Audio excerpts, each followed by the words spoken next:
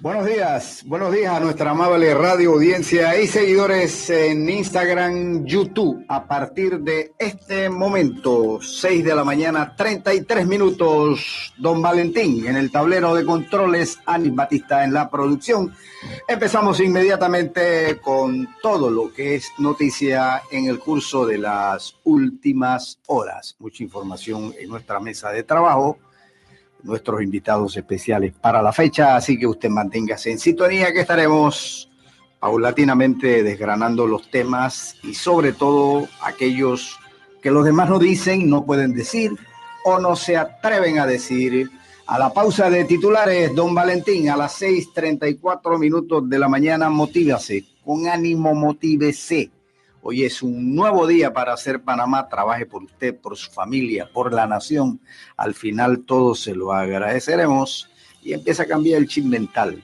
Esas cosas que no hacía, empiece a hacerlas. Sobre todo para motivarse usted misma, usted mismo. Empiece por usted. Titulares, Don Valentín. KW Continente presenta Titulares. Un breve resumen de las noticias más importantes en el día de hoy.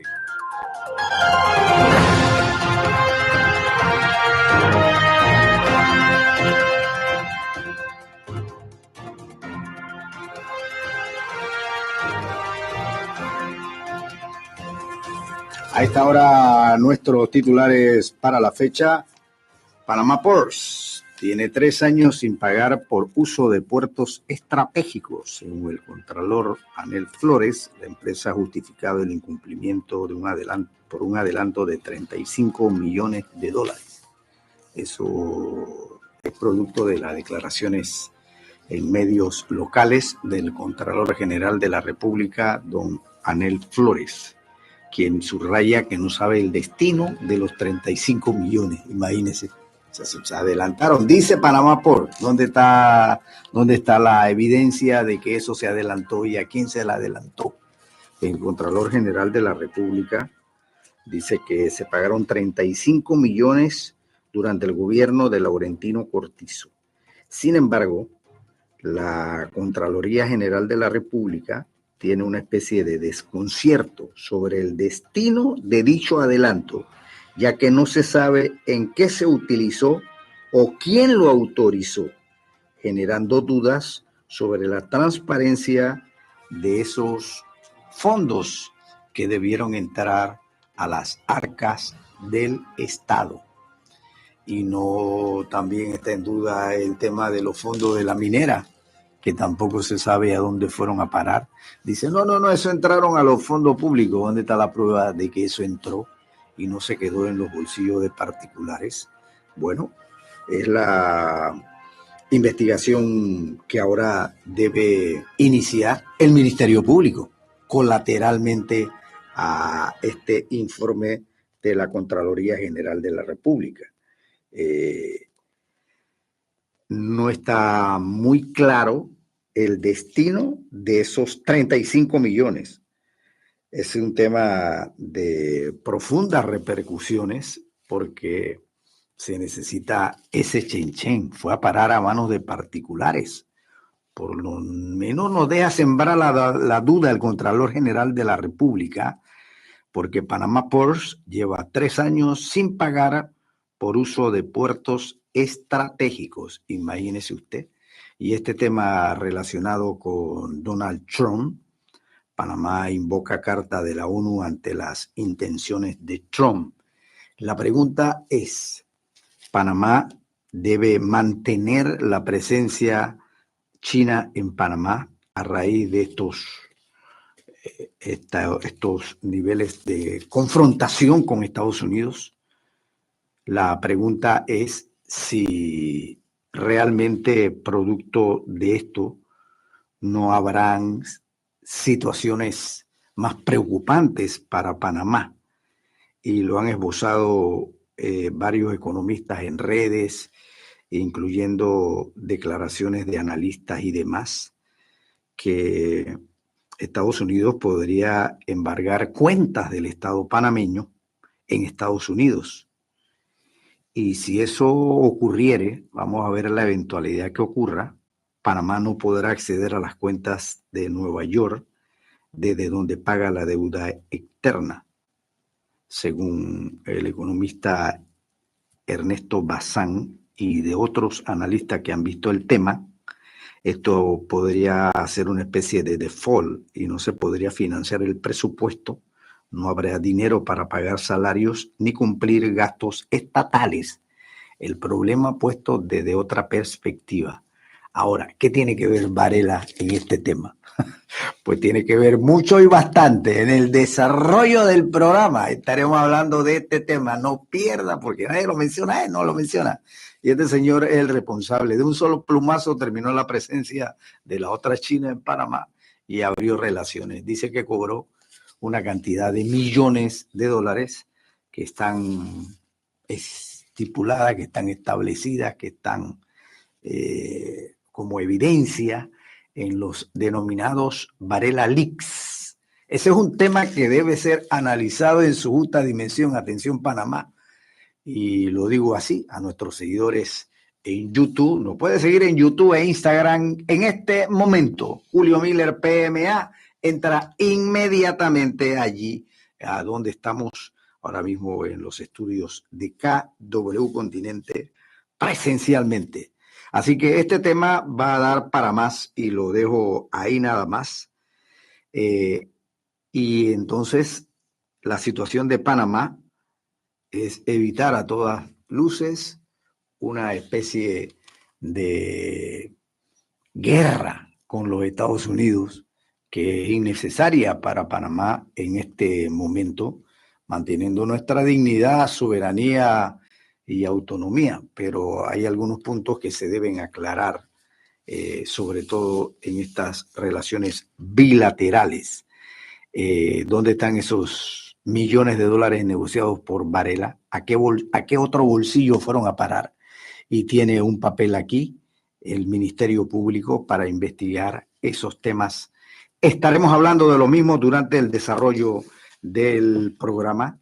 Algunos otros titulares: los productos del mar en Panamá lideran exportaciones. Esa es una buena noticia, porque todo lo que se refiere a exportaciones de Panamá han caído tridimensionalmente.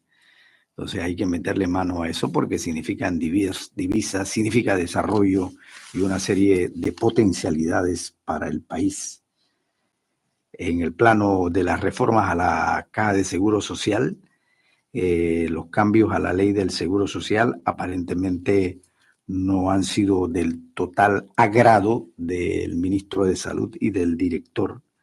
El señor Dino Mon expresa preocupación por los cambios al proyecto de ley en el plan de originalidad de inversiones y las gobernanzas, pero el tema de las inversiones es un tema que debe verse con otra lupa, con otra perspectiva de las que la vio el proyecto de reformas a la Caja de Seguro Social, porque quedó muy claro que estaba muy cojo el proyecto del Ejecutivo con relación a las inversiones que podría hacer la Caja de Seguro Social para salvar la institución.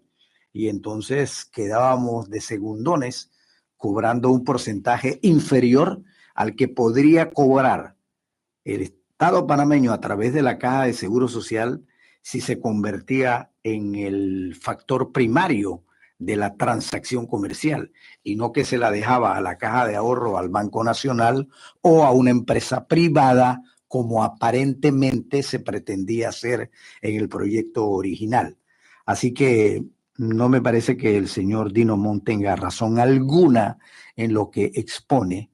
Por el momento, en la aprobación del primer bloque, para mí el score 1-0 a favor de la comisión que reformó el aludido proyecto de reformas, por lo menos en ese punto, de acuerdo con lo que decidieron los comisionados de aperturar, de ampliar esa visión, yo diría que de miopía que tenía este proyecto de reformas a la Caja de Seguro Social. A la pausa de titulares, regresamos con los temas que los demás no dicen, no pueden decir o no se atreven a decir. 6 de la mañana, 43.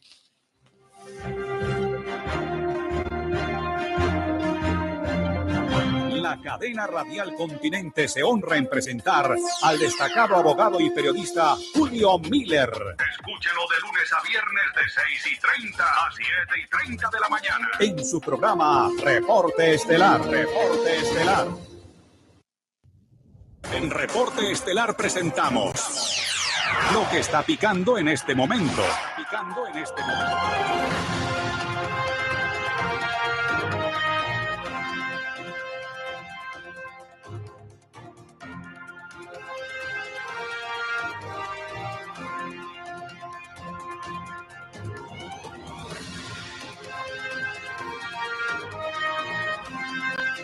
Regresamos al estudio central, 6 de la mañana, 44 minutos, 6 de la mañana, 44. Aquí ya en el estudio central, la presencia de un invitado especial, el periodista nacional e internacional, reconocido hombre de letras, don Demetrio Olaciregui. Bienvenido, don Demetrio. Buenos días, Julio, y también buenos días a tu selecta audiencia. Realmente el honor es para mí, porque imagínate, teníamos varios años de no compartir y para mí pues es un orgullo retomar estos encuentros que construimos juntos hace, ¿qué? 25 años cuando fundamos RCM, Canal 21. Una cosa que nosotros no hicimos público, pero yo lo hago hoy. Realmente, cuando iniciamos el proyecto de RCM, teníamos muchas falencias. Tú nos ayudaste muchísimo a resolver parte de esa falencia, integraste el equipo, nos ayudaste y fuiste como parte de los héroes que aparecían, pero más anónimo por la colaboración, esa colateral que impulsó el proyecto realmente. Así que yo hago público mi agradecimiento y con Demetrio pues nos vinculan muchos años de periodismo y de confianza con relación a esta investigación, a este trabajo y a este trajinar periodístico, don Demetrio. Realmente compartimos momentos muy, que diríamos, importantes, cimeros en el periodismo nacional, en ese proyecto que fue novedoso en todo sentido. Y bueno, tú sabes la trayectoria que juntos hemos compartido y de nuevo, repito, es grato volver a compartir contigo este espacio. Hombre, Demetrio, me da mucho gusto que todo ande bien por allá, por las redes sociales con usted. Y vamos a hablar de ese tema ahora muy en breve.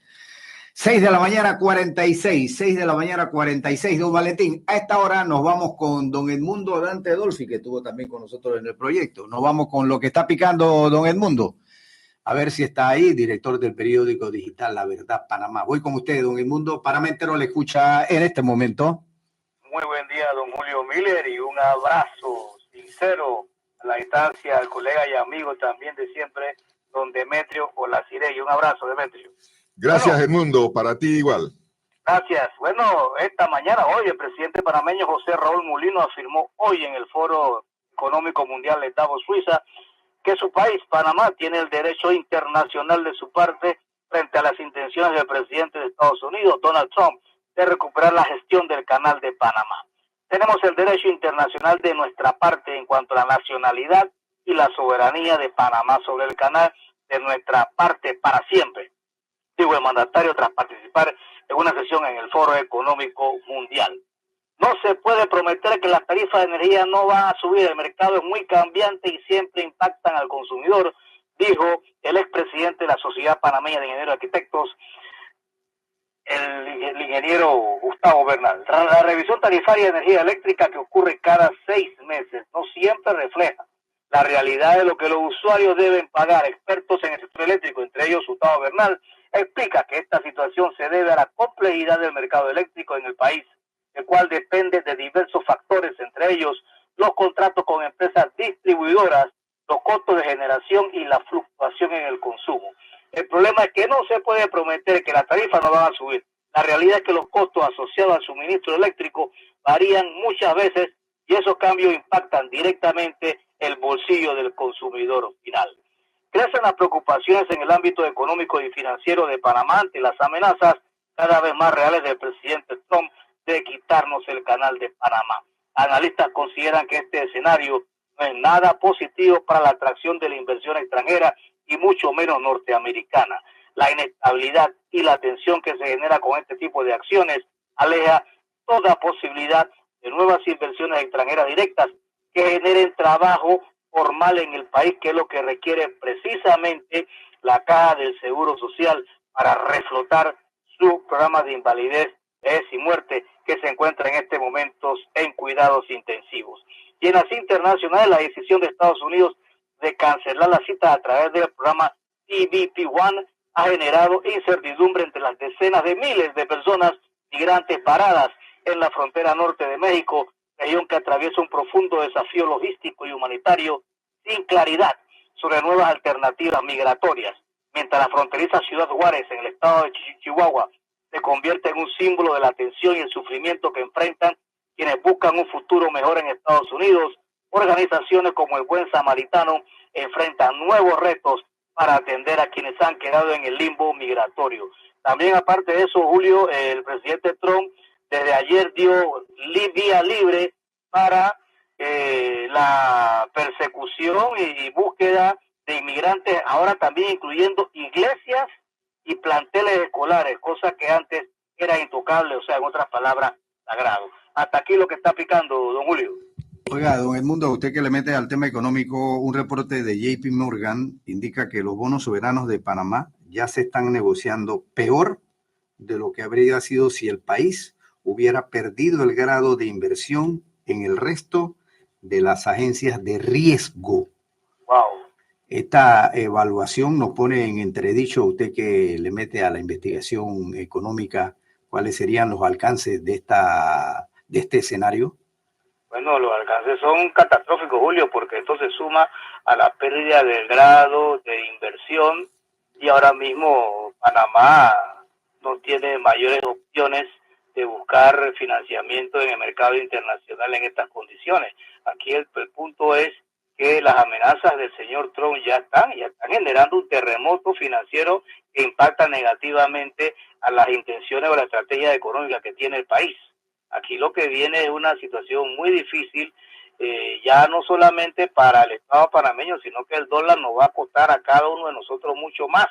Aquí lo hemos dicho, lo han dicho los economistas, su hipoteca, más adelante los intereses se van a disparar, se van a enterar de los préstamos de los préstamos personales, los préstamos de vehículos, el alto costo de la vida, todo esto va a ser una especie de efecto dominó y que requiere inmediatamente una estrategia económica financiera por parte del Ministerio de Economía y Finanzas, porque hay una situación verdaderamente preocupante y que si ya teníamos un tema complicado con la pérdida de grado de inversión producto del manejo poco eficaz o prístino de las finanzas panameñas sumado al cierre de la mina, entonces ahora con la pérdida de grado de inversión y con los bonos casi basura de Panamá, yo creo que el escenario no es nada halagador, don Julio. Un escenario dantesco para parafrasear lo de Dante, don Edmundo, Dante Dolfi. Lo veo de ese tamaño con usted, don Edmundo, que aquí tengo a don Demetrio Lalciregui para ir sobre ese mismo hilvanar de ideas. Don Demetrio, ¿cómo lo ve usted? Bueno, preocupante. Yo creo que no hemos dimensionado la gravedad de la crisis en la que estamos envueltos. Las amenazas del presidente Trump son muy serias, nos pone en entredicho en situaciones en las cuales ya la economía venía pues en una condición de sí, nada halagüeña, y el poder de Estados Unidos es determinante en los escenarios internacionales, sobre todo en los económicos. Estados Unidos domina el Fondo Monetario Internacional, el Banco Mundial, el Banco Interamericano de Desarrollo, las agencias de crédito, las calificadoras de riesgo, en fin, todo esto va conformando una situación como un cerco hacia Panamá. Entonces, de la habilidad de nuestro gobierno para abordar esta situación dependerá el futuro del país. Buen punto, déjamelo ahí, Demetrio, porque yo quiero entrar en esa parte contigo después, porque tú fuiste embajador, has sido analista internacional, periodista, corresponsal, tienes una experiencia que debiera ser incluso tomada en consideración en las estrategias que hablamos de Panamá sobre este punto. Pero fíjate que es preocupante, y lo enlazo con lo que ha aparecido en medios acerca de lo que podría ocurrir. Estados Unidos incluso podría embargar cuentas del Estado panameño en Estados Unidos. Sí, lo que son las sanciones que hemos visto que se han aplicado a otros gobiernos en otras circunstancias de crisis, de conflictos, de guerras, de acciones terroristas, en fin. Las toma de Estados Unidos unilateralmente. Exactamente. Y no le importa si hay ley, si no hay ley, si existen acuerdos, si no existen acuerdos. Ahí va porque va. Pasa por encima, exacto, pasa por encima del derecho internacional, de cualquier estatuto, de cualquier reglamento, de cualquier ley. Y esto es una situación preocupante. El tema de las sanciones. Imagínate que nos aplicaran sanciones y nos pusieran en otras listas. Eso, es decir, digo, se está conformando un cerco alrededor de Panamá y hay que ver cómo abordar la situación con ingenio, con imaginación y con equilibrio al mismo tiempo. Espérate, ahí Demetrio, el tema central sería sacar a Panama Ports del canal de Panamá. No, no creo que eso sería la alternativa. Un medio argentino difundió ayer una información que me pareció interesante. El medio Infobae comparaba, o sea, hacía una relación de el audito que se ordenó a Panama Ports justamente en el momento en que se está dando todo el escenario de la toma de posesión del presidente Trump. Y lo ve este medio, el audito a Panama Ports, como una señal de que se está aplicando de mano dura hacia una empresa que de alguna manera se asocia con China. Evidentemente esta no es una empresa china, es una empresa de Hong Kong con capital inglés, y que tiene operaciones en 54 países del mundo, inclusive tuvo puertos en Los Ángeles y en San Francisco en algún momento. Entonces, el tema no es, como diría, cerrar Panama Ports, el tema es abordar la crisis con el presidente Trump. Lo que sí siento es que, y aquí también habría que hacer una crítica a nuestro sector privado. Siento que hay una actitud como de carroñeros en medio de la situación de crisis que vivimos con Estados Unidos, sacar el tema de Panama Ports para la competencia que siempre ha estado detrás, tratando de sacarlos del escenario, sacarlos de la operación. Ahora, entonces enfilan su artillería para finalmente completar el objetivo de sacar a Panama Ports del escenario. Hay mucha competencia, la competencia del frente, el puerto de PCA es una competencia para Panama Ports, los puertos del Atlántico que compiten con el puerto de Cristóbal son competencia para Panama Ports. En fin, hay intereses, a mi juicio, creados alrededor de esta crisis para sacar provecho en el tema Panama Ports. Ahora, esto que dice último informe del Contralor le da como argumento. Sí, a mí me parece que el Contralor a esos carroñeros está en una línea preocupante también, porque la información que él está divulgando no es precisa. Panama Ports adelantó 160 millones de dólares en el gobierno de Cortizo en función de la renovación del contrato. Y si vemos la información de la época, Panama Ports en los 25 primeros años aportó cerca de 500 millones de dólares al Tesoro Nacional. O sea, dividendos directos, entregados en forma directa. Eso está documentado, no hay cómo refutarlo. Y cuando se renueve el contrato, el acuerdo establece prácticamente el doble del aporte, más de 800 millones de dólares en dividendos a lo largo del nuevo periodo de 25 años, de los cuales ya se han cumplido 3. Y, como digo, en el momento en que se entrega o que se renueva el contrato, se entrega al gobierno un aporte significativo. Eso de que en 3 años no ha dado un centavo, no sé, dudo de esa información. Pero dice que no sabe dónde fueron a parar 35 millones de dólares.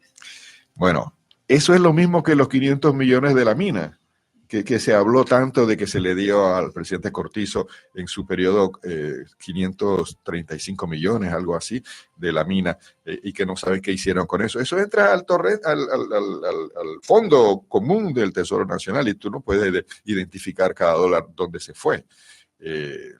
Mira, yo creo que son argumentos sin fundamento para generar un ambiente alrededor de Panama Ports de parte de los competidores, los carroñeros.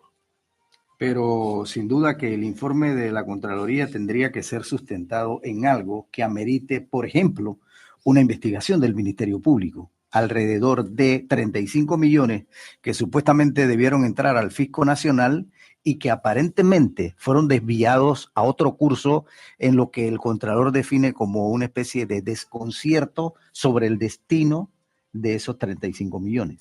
Yo creo que en ese sentido es justa la preocupación del Contralor, o sea, hay que seguir la pista a ese dinero. Hay que al mismo tiempo establecer, como diría, una sintonía con la Autoridad Marítima de Panamá, que es la que maneja, la rectora del tema portuario, para que juntos puedan identificar esos fondos. Yo no tengo duda de que se integraron al Tesoro, es decir, fueron más de 35 millones, en mi información fue un adelanto, creo que estuvo entre 160 y 190 millones. Habría que precisar las cifras, pero fue un monto importante que se adelantó en función de lo que vendría en el nuevo contrato, en la renovación del contrato en el 2022. 7 en punto de la mañana con Demetrio Laciregui, periodista internacional, director de ensegundos.com, ¿no, Demetrio? Así es. Vamos a hablar de tu proyecto ahora más adelante, pero yo quiero entrar en los Varela Leaks, que tú has hecho una investigación, hombre, muy profunda, una investigación a conciencia. Yo he leído gran parte de lo que tú has publicado y me parece que es una investigación periodística que debe ser tomada en consideración incluso para investigaciones posteriores, porque lo que se revela allí es fundamental para desentrañar algunas cosas ocultas o semiocultas. El caso de Varela, y que él también es parte responsable de este lío que tenemos con Estados Unidos, lo será directa o indirectamente. Los Varela Leaks, donde Varela cobró, háblame de los Varela Leaks. Sí, yo te diría, ya que presentaste o introdujiste el tema con esto de que Varela es responsable, yo creo que estamos ante la herencia envenenada de Varela. La situación, la trama, la urdimbre, como se hizo toda la operación para las relaciones con China, fue una cosa tan tenebrosa. Sí, eso, tenebrosa, oculta, que se manejó en secreto de una manera sorprendente. A hurtadillas. Sí, entonces yo digo que Varela se ponchó, abanicó 3 strikes con Trump y nosotros estamos heredando. En algún momento escribí que Trump se está sacando el clavo de Varela con Panamá. Debido a la situación que se vivió en el periodo de Varela. Las relaciones con China. Mira, en la investigación que yo he hecho de los Varela Leaks, he encontrado que el hecho en sí de establecer las relaciones diplomáticas con China no tuvo ningún contratiempo con la administración de Trump.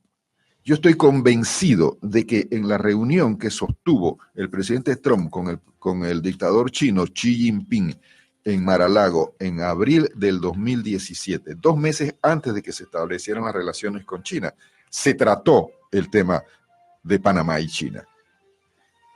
Y Trump dio el go, no hay problema.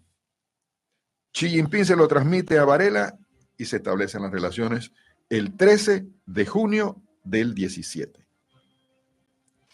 Y tenemos una situación que no se trata o se olvida, no porque se desconozca, se olvida. 6 días después del establecimiento de las relaciones con China, Trump recibió a Varela en la Casa Blanca. Si la situación hubiera estado tensa o hubiera habido alguna duda sobre el gobierno de Panamá, nunca se hubieran reunido. 6 días después. Y en los Varela Leaks, el ex embajador John Philly, el ex embajador de Estados Unidos en Panamá en ese momento, que estuvo en la reunión en la Casa Blanca, relata que al término de la reunión y están saliendo de la oficina oval, Trump le dice, lo ala de la mano del brazo a Philly y le habla diciéndole, cuídame a ese hombre que es de los nuestros, refiriéndose a Varela. Philly le transmite eso en WhatsApp a Varela y le comenta, metiste un jonrón, un batazo, le dice en términos beisboleros a Varela, de qué bien le ha ido en la Casa Blanca. Entonces, el inicio de la relación, los primeros meses del trato con Pekín no crea ningún conflicto para Washington. Pero hay 3 situaciones que yo identifico en los Varela Leaks. Al año de haberse establecido las relaciones, se produce el escándalo de que Varela le quiere dar un pedazo de tierra de 4 hectáreas en la entrada de Amador a los chinos. Y eso produce un malestar en la Casa Blanca enorme. En los Varela Leaks sale que el consejero de Seguridad Nacional para América Latina, Juan Cruz, amigo de Varela, que junto con el embajador John Philly prepararon a Varela para el encuentro con Trump. Las preguntas, cómo tratarlo, cómo portarse. O sea, es más, John Philly le dice, nos metimos en la soberanía de tu país al prepararte para que te entrevistaras con Trump. Es decir, ese grado de relación tiene Juan Cruz con Varela. Y él escribe y le dice, Juan Carlos, trata de evitar que te pegue una bala perdida por el caso de China. No te metas en el tema de Amador. Y hay presiones de distintos lados. La CIA, según Kenia Porcel, se empañó la relación con la CIA debido a esto de la embajada china en Amador. Entonces, la presión de Estados Unidos fue tal que obligó a Varela a dejar de lado ese proyecto de la embajada en Amador y darle un terreno en Clayton a los chinos. Es más, según los Varela Leaks, el mismo expresidente Varela estaba complicado para transmitir el hecho de que no se había cumplido el compromiso de darles la embajada en Amador al embajador chino aquí y no saben cómo abordar el tema con el embajador chino hasta que finalmente deciden y le plantean el asunto de que no se puede porque hay presión de Washington. Punto. Ahí no hay más discusión. Y los chinos tienen que conformarse con su embajada en Clayton y no tener la bandera de China en la entrada de Amador que verían todos los barcos que entran por el canal. Primer strike. Segundo strike. Varela había hecho un contrato con la poderosa empresa de armamento, de temas militares, de temas de seguridad, de todo tipo, que se llama General Dynamics, un monstruo en Estados Unidos de capital canadiense. Un contrato de 23 millones para instalar todo el servicio de cámaras de seguridad, de vigilancia en Colón. ¿Qué sucedió? Varela le quitó el contrato a General Dynamics y se lo dio a Huawei.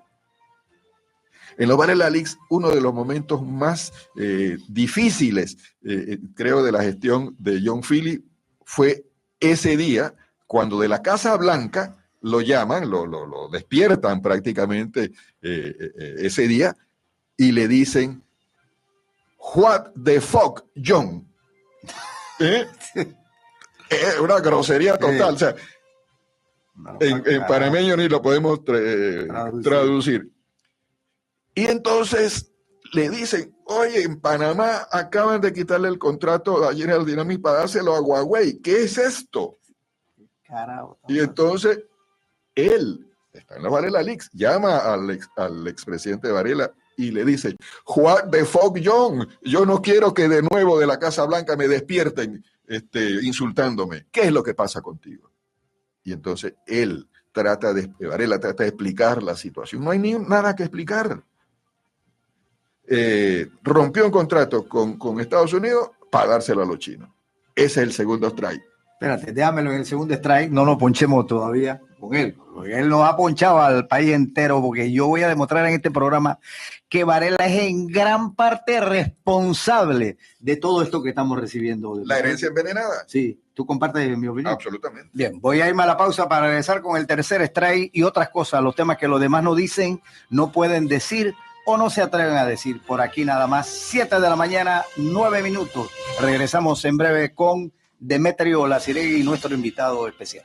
Regresamos al estudio central, corriendo contra el tiempo, 7 de la mañana, 13 minutos, 13 minutos. Nuestro invitado especial de la fecha, don Demetrio Laciregui, antes de irnos a la pausa, tercer strike de las aberraciones, las atrocidades de Varela y el gran responsable, lo vamos a demostrar en el programa, de todo este que está ocurriendo con Trump, es Varela. Y a este señor hay que buscarlo donde está, pero es para escucharlo y montarle un proceso penal al señor Varela por otras cosas que también divulgaremos en el programa, quizás no hoy porque no nos alcanza el tiempo. Tercer strike, don Demetrio. El tercer strike lo identifico con la visita de Kenia Porcel a China, una vez establecidas las relaciones. En algún momento del 2018, a mitad del año, no recuerdo exactamente, ella fue a China en una visión oficial que le preparó todo Varela, porque Varela le estaba vigilando la salud, la mandó al Johns Hopkins en Baltimore para que hiciera un chequeo, le pagaba las vacaciones, le consiguió una villa en Miami para ella, para Porcel y su familia, en fin, y la mandó a China, ¿no? Una misión oficial muy bien atendida. Ella está en el consulado de Panamá en Shanghái, observando la larga fila de chinos que están buscando visa para Panamá. Habla con el cónsul, se empapa de la situación y cuando regresa le escribe a Varela y le dice, presidente, estoy preocupada porque vi una cantidad de chinos pidiendo visa para Panamá y creo que algunas de esas visas no están muy bien orientadas. Acuérdese lo que le pasó al Toro por las visas. Le cancelaron la visa. Así que tenga cuidado. Tercer strike. Embajada China en Amador. Contrato de General Dynamics cambiado a Huawei. Visas a los chinos para entrar a Panamá y de Panamá a Estados Unidos, ¿no? Sin duda. Entonces, esas tres cosas, a mi juicio, son la herencia envenenada de Varela que dejó en relación con el establecimiento de relaciones con China y que empañaron la relación, la amistad cordial que había iniciado con el presidente Trump en el primer mandato. Entonces, sin duda, esas cosas quedaron en la memoria del ahora presidente en segunda versión y tenemos entonces toda esta situación que estamos viviendo.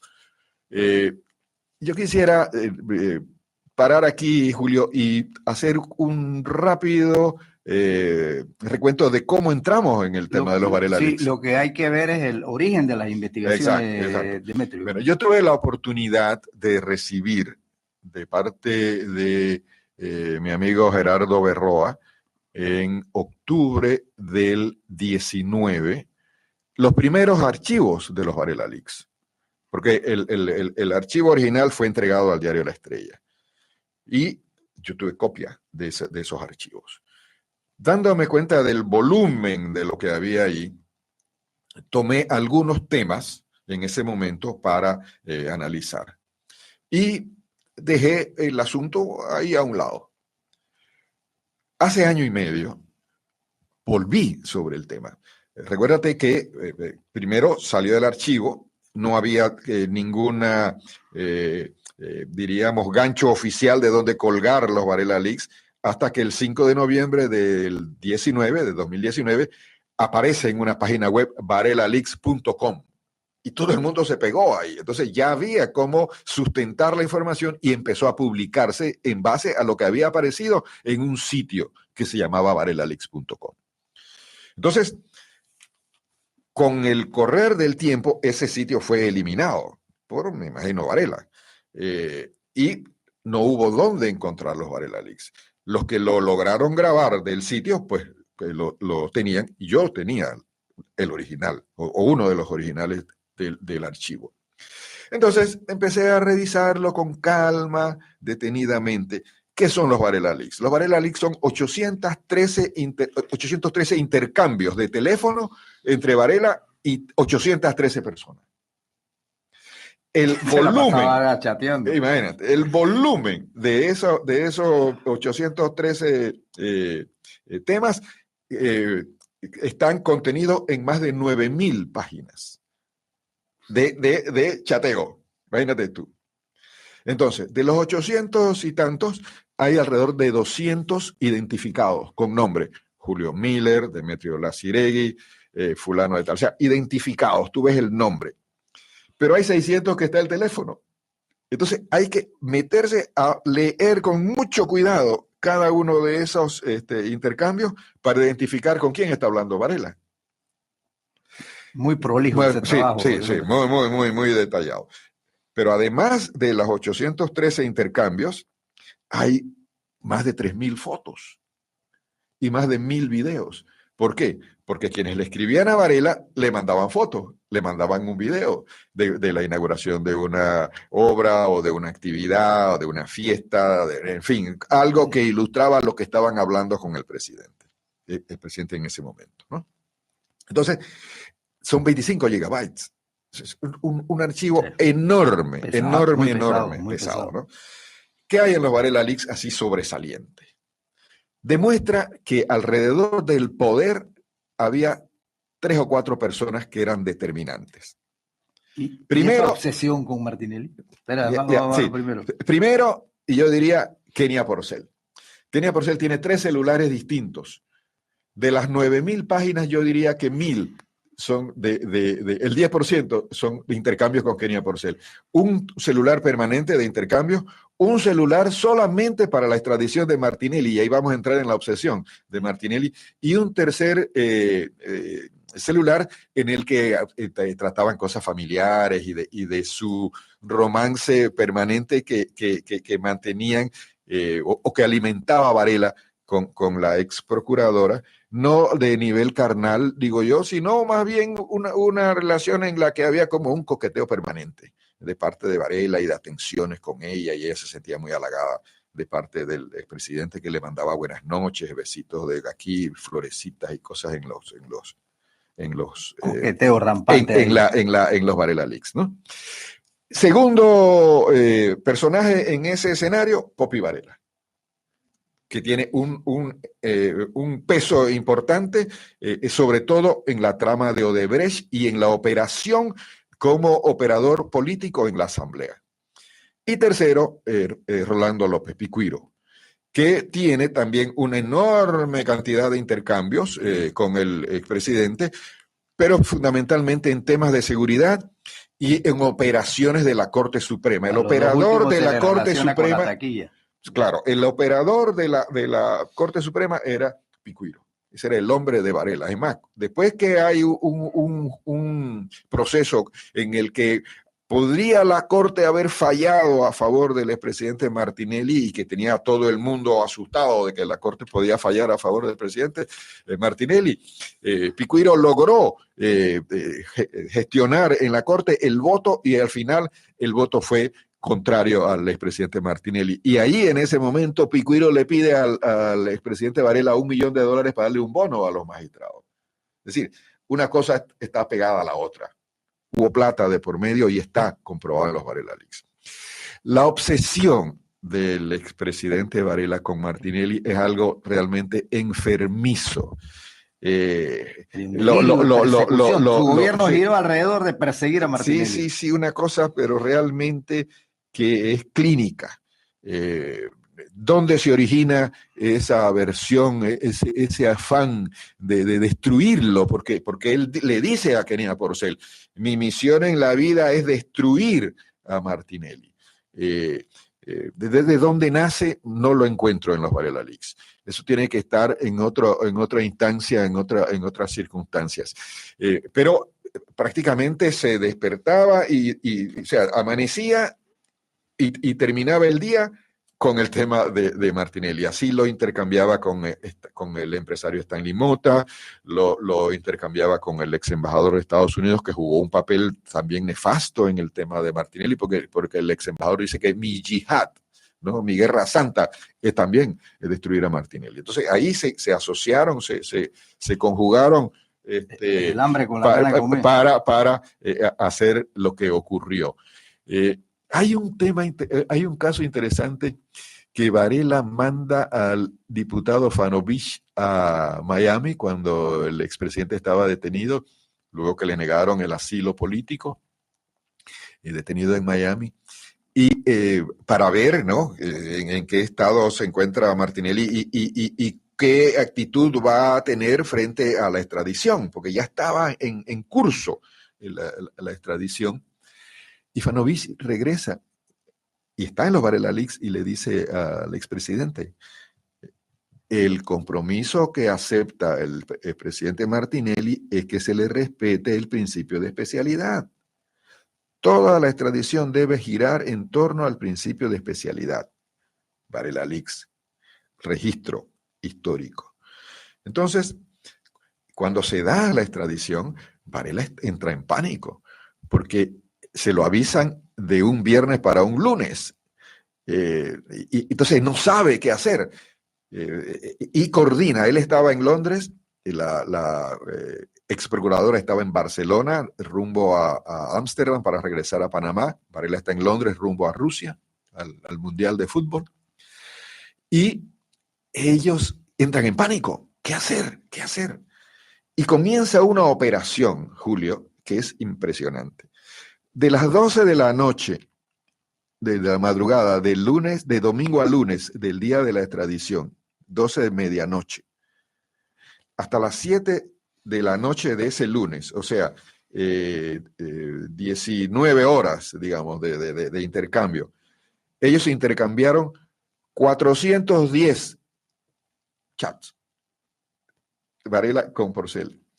Y Porcel es la que revisa el comunicado de la Cancillería sobre la extradición, el comunicado del Ministerio de Gobierno de Seguridad sobre la extradición, el comunicado de la Dirección de Cárceles sobre la extradición, y tiene su propia interpretación de cómo la Cancillería está tratando de frenar el tema legal, porque la dirección legal de la Cancillería no está de acuerdo con el procedimiento de Porcel, y entonces entran en un choque con la Cancillería en medio del proceso de extradición.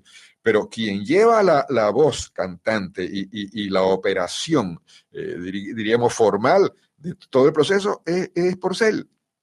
Y entonces vemos allí en todo ese desarrollo, insisto, lo obsesivo de Varela en torno al tema Martinelli, que es lo que lo absorbe prácticamente y en lo que concentra su administración. Sí, se dedicó a perseguir. Demetrio, ¿cuánto cobró? Porque él no hacía esto gratis. Él es un negociante, comerciante que utilizó su poder presidencial. ¿Cuánto cobró por el tema China? Si estoy hablando de bueno, China. hay tres elementos en el establecimiento de las relaciones con China que se reflejan en los Varela Leaks. Primero, el famoso chat de Barakat, de Jorge Barakat, el administrador de la autoridad marítima en periodos de Varela. Están en Pekín, en la visita oficial de noviembre del año 17, después de establecer las relaciones. Yo he reconstruido el momento. Me parece que, estoy convencido de que Barakat sale del hotel y en el elevador, cuando está bajando para encontrarse con Varela en la recepción oficial, le escribe: presidente, recuerde no mencionar los 1.000 millones de yuanes que le dio China, porque podría interpretarse que ese es el pago para romper relaciones con Taiwán. Los 1.000 millones de yuanes en moneda de ese momento eran 145 millones de dólares. ¿Qué se hizo ese dinero? Hubo una explicación de que fue un fondo que luego fue entregado al Ministerio de Educación para obras. Abogados demandaron a Viadata al ministerio y el ministerio dijo que nunca recibió ni un centavo de China, que no hay registro de proyectos chinos por 145 millones. Ese dinero desapareció o se quedó en China en algún banco o qué sucedió. El caso es que Varela no ha podido explicar qué hizo con los 145 millones que le entregó China. Pero inmediatamente, tras el establecimiento de relaciones con China, el embajador de China firmó con Varela Hermanos un contrato de 38 millones para comprar ron a Varela Hermanos. Está registrado en la Varela Leaks. El embajador de China le dice a Varela el momento en que va al Hotel Intercontinental en la avenida Balboa para firmar el acuerdo. Y tras que lo firma, le dice, acabamos de firmar el acuerdo más importante, 38 millones de dólares para ron abuelo. Y hay un caso adicional, el tercero, son unos terrenos en Pacora que entre Janet Paul y el expresidente Varela le venden a los chinos. El Banco Nacional hace el avalúo del terreno, está entre alrededor de 30 millones de dólares. No se sabe en los Varela Leaks al final cómo se concretó la venta, pero Janet Paul era la promotora de esa venta de terreno a un grupo chino que evidentemente también es parte del arreglo del establecimiento de las relaciones con Pekín. Demetrio, te voy a hacer la pregunta del millón. ¿Cuánto de los 3 hectáreas de la herencia maldita que tú mencionaste nos llega como coletazo de esa herencia maldita de Varela con la reacción de Trump ahora con Panamá? Esta asociación entre ambos factores que ahora Trump nos manda como resultado de esa herencia maldita, nos manda un mensaje, ahora te la estoy quitando de aquello que hizo Varela. Como digo yo, me Sí. saco el clavo ahora. Sí. Yo pienso que lo más grave fue el romper el contrato con General Dynamics y darle a Huawei toda la operación de seguridad de Colón. Eso fue un tema muy sensible y muy, muy mal recibido en Washington por la administración Trump, por el Consejo de Seguridad Nacional de la Casa Blanca y por los organismos de inteligencia estadounidenses, porque ya la competencia era palpable, porque aquí hay un tema de seguridad con los chinos. Aquí no, embajada y todo, no, es un tema de seguridad nacional para Estados Unidos y sería interesante que el gobierno que sabe las operaciones de China en el país detecte cuáles son los centros de espionaje y quizás expulse espías chinos del país. Eso sería una señal importante para Washington. Nos quedamos en la estrategia de qué tendríamos que hacer para frenar esta oleada, este vendaval que nos manda Trump a diario. Esa podría ser una acción, Demetrio. Así es. Sí. O sea, aquí hay que trabajar con imaginación y buscar caminos de entendimiento con Washington. Oiga, Demetrio, yo sé que tienes otro compromiso, tienes que irte, pero 7 de la mañana, 30 minutos, nos queda pendiente varios temas, una diversidad de temas. Te quiero comprometer para el próximo miércoles. ¿Te parece? Con gusto. Pero vamos a hablar también de Zuleika Moore.